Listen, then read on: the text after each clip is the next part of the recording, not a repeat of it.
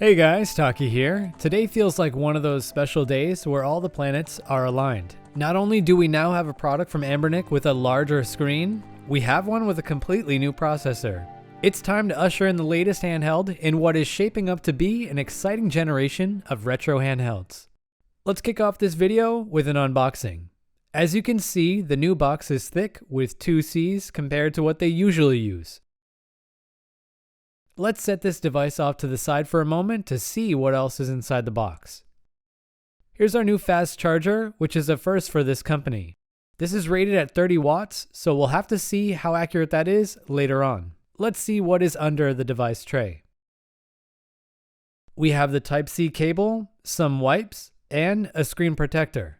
Besides that, we have a very useful manual and 2 SD cards. One of these includes the Linux firmware that we'll be going over in this video, and the second card includes the games. Now, let's take the device out of the packaging. This thing comes in 2 different colors, and this is apparently the bronze color. I'm going to boot this device up while we go over the specs. The RG552 comes with the RK3399 processor with 2 Cortex A72 cores clocked at 1.9 GHz and 4 Cortex A53 cores clocked at 1.5 GHz. We have a Mali T860 MP4 GPU, 4 GB of LPDDR4 RAM, 64 GB of eMMC 5.1 storage, 2 3200 mAh batteries, and a 5.36-inch IPS display with a resolution of 1920 by 1152. For connectivity, we have 2.4 GHz Wi-Fi, and our operating system is either Android 7 or Linux. All of this comes with an asking price of over $220. The selling price of this device has probably caused the most rage that I've ever seen in this market. I'm not here to tell you that this isn't expensive, because it is. I told Anbernic directly that this was a high price. For those that expected this to be cheaper or feel like it's a price gouge, I would argue the 3326 handhelds from Anbernic were a significantly worse deal in terms of price and performance than this guy is, but people still continue to buy them. If you are basing your idea of how much this device should cost on what you see in the Udon Lite or the Retroid Pocket 2 Plus, then there is no way this device can win. Those products were specifically designed to price out competition like this. That doesn't mean that it's impossible to create a product with a chip like the RK3399 that could fully justify a higher price tag. I just don't know enough yet to say if this product fits the bill. Without an SD card inserted into the device, Android 7 is your default OS. If we pop the 16 GB card into the TF1 slot, we can boot the device into Linux. In this first video, we're going to focus only on the Linux OS. My next video will focus on Android 7. Before focusing on the software, I want to go over my first impressions of the design and the build quality of the 552. As you can see, this is the tried and true design that Anbernic has been using since 2019, with the main change being our wider screen in the center. This time around, we're rocking a 5x3 screen, which is an interesting choice. 5x3 is kind of a jack of all trades, but a master of none. The 3 popular aspect ratios fit inside this screen with very small borders on the side. The 552 is a big device. It dwarfs over the size of the old RG350P, but it is similar in size to the Max and the Max 2. Udon is slightly larger due to a larger screen, as is the Switch Lite. One of the biggest changes in this product is the inclusion of a fan for active cooling and an HDMI out slot that has been absent on all of the recent Anbernic devices. I'd be remiss for not mentioning that the 552 bears a striking resemblance to GPD products more than a typical RG device. You can really notice these similarities when you look at the vent on something like the GPD Win Max. The biggest similarity, however, is in the paint. This time around, Anbernic has opted for a metallic paint that is a slight variation on the dark gray paint that GPD has used for years. It was the first thing that I noticed when I saw this device for the first time. On the bottom of the device, we have a fairly standard Anbernic layout with 2 bottom-firing speakers and dual SD card slots. One TF card holds the Linux firmware, and the other card holds a bunch of ROMs.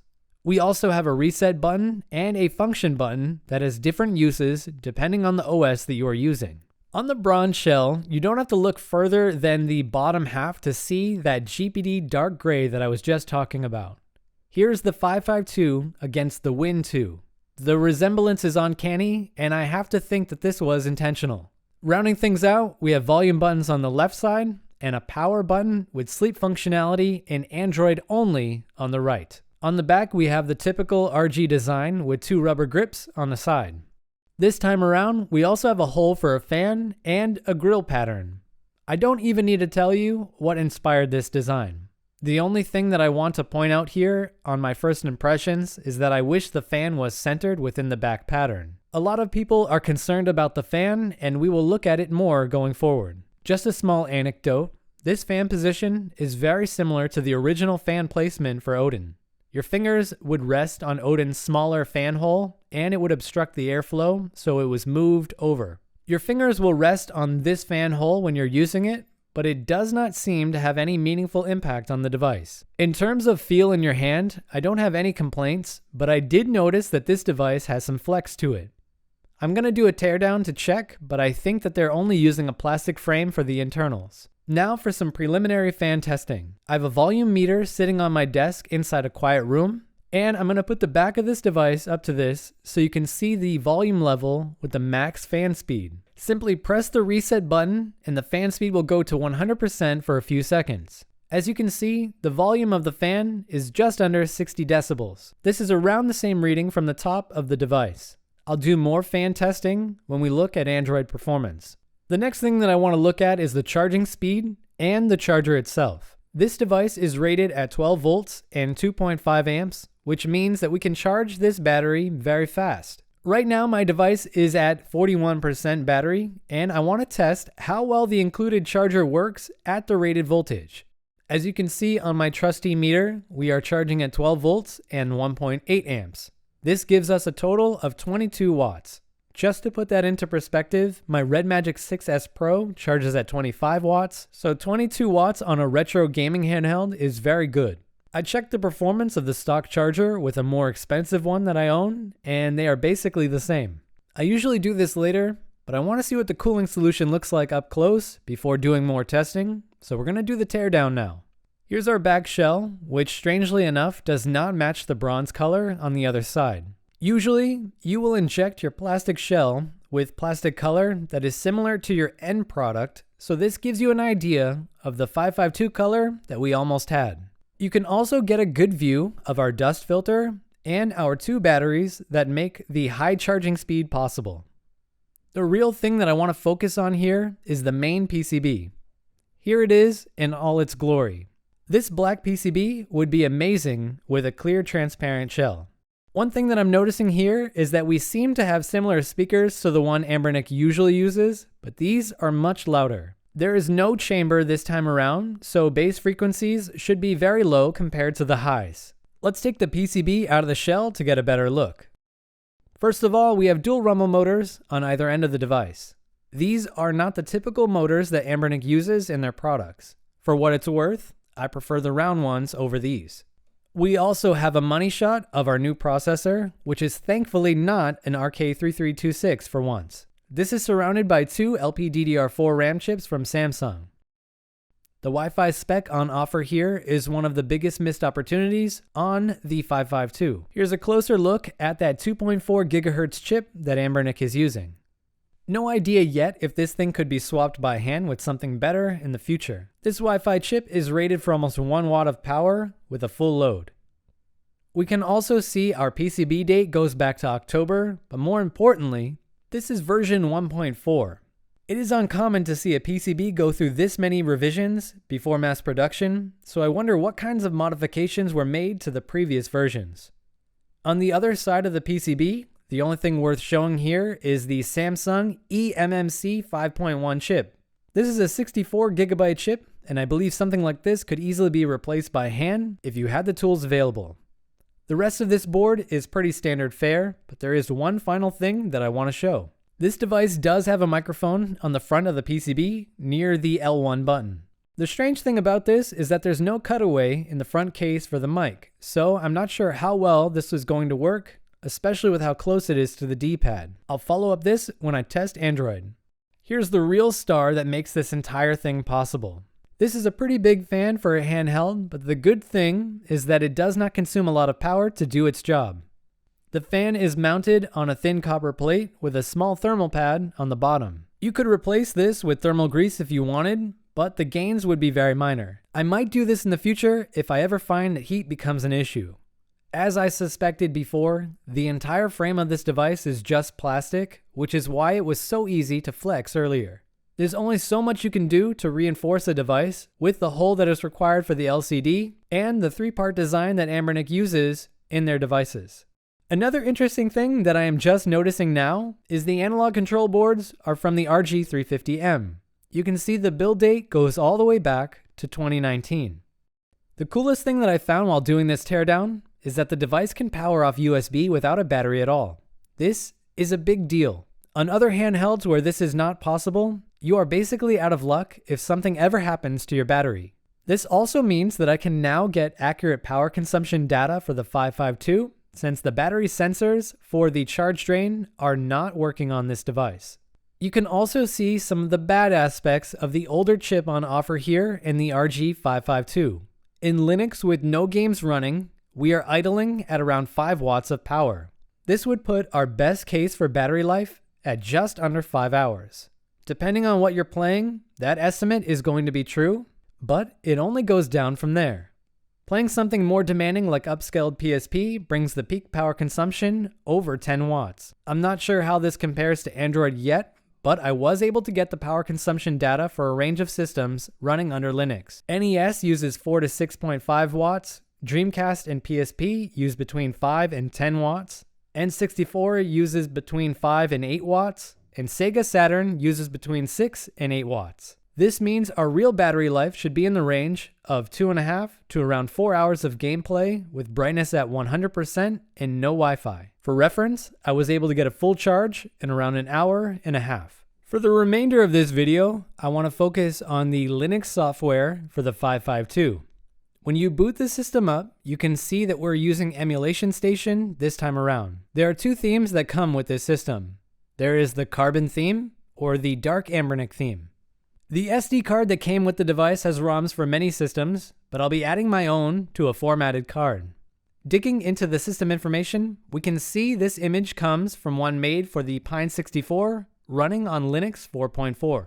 One of the big annoyances with using this Linux system is that it does not support hot swapping the HDMI cable. Each time you want to use HDMI, you need to reboot the device with the cable connected, and you need to manually change the audio output option from auto to HDMI. Auto here seems to mean that you will automatically have to change this yourself. The cool thing about HDMI is that it runs at native 16:9 resolution. This gives you the ability to fill out your TV screen with bezels and nice filters. There is a long-running meme that has propagated over the last year that these Linux systems require less tinkering than Android, and that could not be further from the truth. The need for tinkering and the benefit that you can get once you do tinker scale with your processing power up to a certain point. Now that we have a decent processor on offer in a Linux handheld, there are many more options available to us, especially when we look at systems that didn't run well on the 3326. Take N64 for example. Here we have Rogue Squadron running on the default profile. The performance is not that great, but the biggest problem is that we have the ability to see through objects. Let's see if things improve on a different N64 core. Well, things are actually worse now. The graphics plugin is set to Rice, which is already the lowest option that we could go for. Let's try a different core. Okay, that core crashed. Let's try another core. This core doesn't crash, and it doesn't have any crazy text, but it also doesn't have good performance. Let's try another core. This one also crashed. Let's try another core. Ruined text again. Let's see if we can increase the performance on the first core we used. Nope, it's still bad. At least where N64 is concerned, this kind of tinkering is always going to be there until you have enough processing power to brute force one of the better emulators with good LLE. It's actually more annoying to do the configuration that I just showed versus just using Mupen FZ and Android. The performance is also much better there too. What about some other N64 games? The performance does not seem on par with 3399 Android, even when we go to very simple N64 games. There is occasional audio stutter and lag that ruins the experience. We also have some minor slowdown in Dreamcast, but we don't have any of the audio issues of N64. While filming the previous clips, I found one annoying bug on this device. As you can see, both devices are set to auto game ratio. If we boot the game up, the entire screen is filled. If we use those same settings with HDMI, we have proper aspect ratio with bezels. If we change to core provided with HDMI, we get the exact same thing. It's worth mentioning that you lose the ability to see your screen if you unplug the HDMI cable while the device is on. Now, let's see what happens with core provided and no HDMI connection. Well, that doesn't look good. Because the screen is running in portrait mode under Linux, we would need a 2x3 core option to fix this problem, but we do not have one in the menu. We would also need to change this 2x3 option back for HDMI to function correctly. Thankfully, the square pixel option solves this issue for HDMI and for without it. The problem is that we cannot use any bezels on the device itself because the screen is in portrait mode, but the game is in landscape. If I try to turn on an overlay, it will be in the opposite orientation. Here's another fun thing that I found while trying to turn on proper scaling for PSP.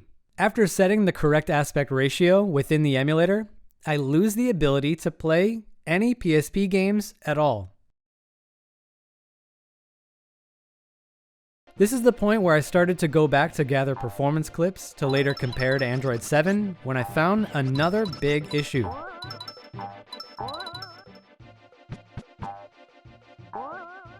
For every game in the Linux system, there is a very high audio delay of 500 milliseconds.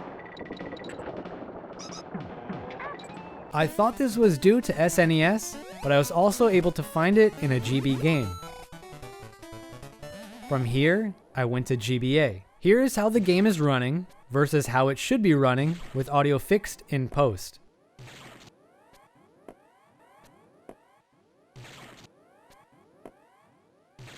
Even something simple like NES has this lag, and no matter what audio options I used, nothing improved this lag.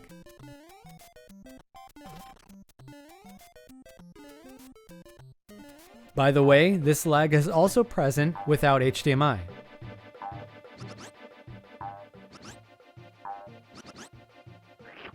I've said it before, and I'll say it again.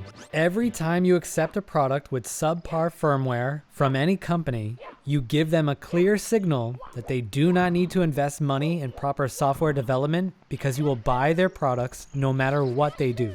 I think YouTubers have a responsibility to call out stuff like this when they see it, instead of telling people to wait around for custom firmware to quote-unquote improve performance. If you're spending this kind of money because you have your heart set on using this for Linux only, you should not have to wait around for people that work for free to fix your device. I mentioned earlier in this video that I believe it is possible to justify a high price tag on a handheld with an RK3399. One of my biggest requirements is that the software should work from day one. This Linux firmware should never have shipped with this device because it makes the entire product look bad, and it is inferior in every way to the Android 7 OS. If this device only came with Linux, this would essentially kill the product for me.